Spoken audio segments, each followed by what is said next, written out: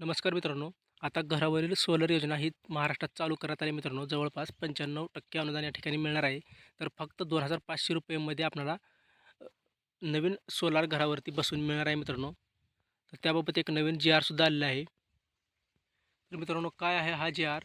कोणत्या म्हणजे कोणाकोणाला हे योजनेत पात्र होणार आहेत मित्रांनो, म्हणजेच कोण फॉर्म भरू या योजनेचे उद्दिष्ट काय आहेत मित्रांनो?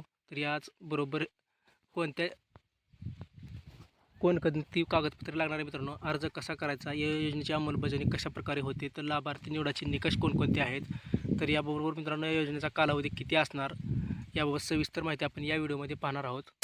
तर ग्राहकांना हा त्यांचा हिस्सा म्हणून 2,500 रुपयेमध्ये हे सोलर आपल्या घरावरती बसवणार आहेत मित्रांनो. तर याबाबत सविस्तर माहिती आपण या व्हिडिओमध्ये पाहणार आहोत. तर व्हिडिओ नक्की शेवटपर्यंत पहा. आपण जर चॅनलवरती नवीन असेल तर चॅनलला सबस्क्राईब करायला विसरू नका. चला तर मित्रांनो, व्हिडिओला सुरुवात करूया. पण सुरुवातीला हा जी-आर काय आहे हे पाहूया. 100 युनिटपेक्षा कमी वापर असलेल्या दारिद्र्य रेषेखालील आणि आर्थिकदृष्ट्या दुर्बल घरगुती वीज ग्राहकाकरिता स्वयंपूर्ण महाराष्ट्र आवासीय रूफटॉप सोलार म्हणजे स्मार्ट योजना आहे राबवण्याबाबत हा जी-आर आला मित्रांनो. आपण पाहू शकता दिनांक 6 ऑक्टोबर 2025 रोजी हा जी-आर निर्गमित करण्यात आलेला आहे मित्रांनो. तर मित्रांनो, आपण डायरेक्ट शासन निर्णय पाहूया. आर्थिकदृष्ट्या दुर्बल घटकांतील वीज ग्राहकांना शेतावरील सौर ऊर्जा प्रकल्प स्थापित करण्यास प्रोत्साहित करून विजेच्या बाबतीत स्वयंपूर्ण बनवणे, तसेच सौर ऊर्जेद्वारे निर्मित ऊर्जेच्या घरगुती वापरानंतर शिल्लक असलेल्या विजेच्या विक्रीमधून त्यांच्या उत्पन्नातील अतिरिक्त स्रोत निर्माण करणे व त्याद्वारे छतावरील सौर ऊर्जा निर्मिती क्षमतेत वाढ करणे, याकरिता स्वयंपूर्ण महाराष्ट्र आवासीय रूफटॉप योजना म्हणजेच सोलर स्मार्ट योजना हे शासनाने मान्यता दिली आहे मित्रांनो. ह्या योजनेचा मुख्य उद्दिष्ट काय पहा मित्रांनो. दारिद्र्य रेषेखालील आणि आर्थिकदृष्ट्या दुर्बल वीज ग्राहकांना सौर ऊर्जेच्या माध्यमातून विजेच्या बाबतीत स्वयंपूर्ण बनवणे. दारिद्र्य रेषेखालील आणि आर्थिकदृष्ट्या दुर्बल वीज ग्राहकांना सौर ऊर्जेच्या माध्यमातून उत्पन्नाचा अतिरिक्त स्रोत निर्माण करून देणे, छतावरील सौर ऊर्जा निर्मितीच्या क्षमतेत वाढ करणे, स्थानिक रोजगाराच्या संधी वाढवणे व अर्थव्यवस्थेत विकास करणे.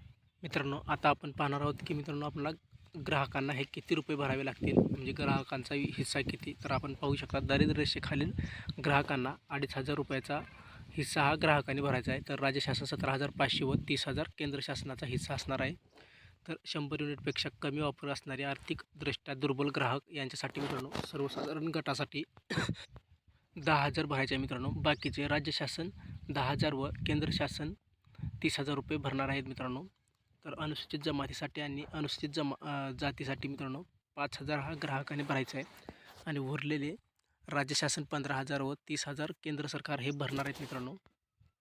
म्हणजेच मित्रांनो, या रूफटॉप योजनेअंतर्गत दारिद्र्य रेषेखालील ग्राहकांना 2,500 आणि सर्वसाधारण गटांना 10,000, तर अनुसूचित जाती जमाती यांना 5,000 रुपये भरावे लागणार आहे. बाकीचं केंद्र व राज्य सरकार मिळून ते हिश्श्याचे पैसे भरणार आहेत मित्रांनो. तर लाभार्थी निवडीचे निकष आपण स्क्रीनवरती पाहू शकता मित्रांनो. जसे की ग्राहकाकडे वैध वीज कनेक्शन असणे गरजेचे आहे मित्रांनो. जसं महावितरणचे ग्राहकांना कुटुंबाने छतावरील सौर ऊर्जा प्रणाली स्थापित करण्यासाठी इतर कोणत्याही अनुदानाचा लाभ घेतलेला नसावा. इच्छुक ग्राहकाला राष्ट्रीय पोर्टलवर नोंदणी करणे आवश्यक आहे. वीज ग्राहक थकबाकी मुक्त करणे आवश्यक असले आहे मित्रांनो, म्हणजे थकबाकी हे नसावी मित्रांनो. या योजनेचा कालावधी मित्रांनो आपण पाहू शकता. सदर योजनेचा कालावधी मार्च 2027 पर्यंत असेल मित्रांनो, म्हणजे ही योजना 2027 पर्यंत चालू असणार आहे. तर याचबरोबर मित्रांनो महत्त्वाची माहिती, अर्ज कसा करायचा किंवा मित्रांनो अर्ज करताना कोणकोणती कागदपत्रे लागतात मित्रांनो, तर हे अर्ज कुठे करायचे याबाबत सविस्तर माहितीसाठी मित्रांनो डिस्क्रिप्शन बॉक्समध्ये दिलेल्या लिंकवर क्लिक करा आणि ती सविस्तर माहिती तुम्ही पाहू शकता मित्रांनो. तर मित्रांनो, अर्ज करण्यासाठी महावितरणच्या आपलं जे वीज कनेक्शन आहे मित्रांनो, ग्राहक क्रमांक, त्याला आपला मोबाईल नंबर लिंक असणे गरजेचे आहे, जेणेकरून त्यावर एक OTP येतो मित्रांनो. आणि आधार संलग्न एक OTPसुद्धा गरज असते मित्रांनो अर्ज करण्यासाठी. तर अर्ज कसा करायचा हा डिस्क्रिप्शन बॉक्समध्ये लिंकवर क्लिक करून तुम्ही व्हिडिओ पाहू शकता किंवा त्या संदर्भातील माहिती तुम्ही पाहू शकता. ही माहिती तुम्हाला नक्की आवडली असेल. ही माहिती तुम्हाला कशी वाटली नक्की कमेंटमध्ये सांगा. आपण जर चॅनलवर नवीन असेल तर चॅनलला सबस्क्राईब करायला विसरू नका. धन्यवाद.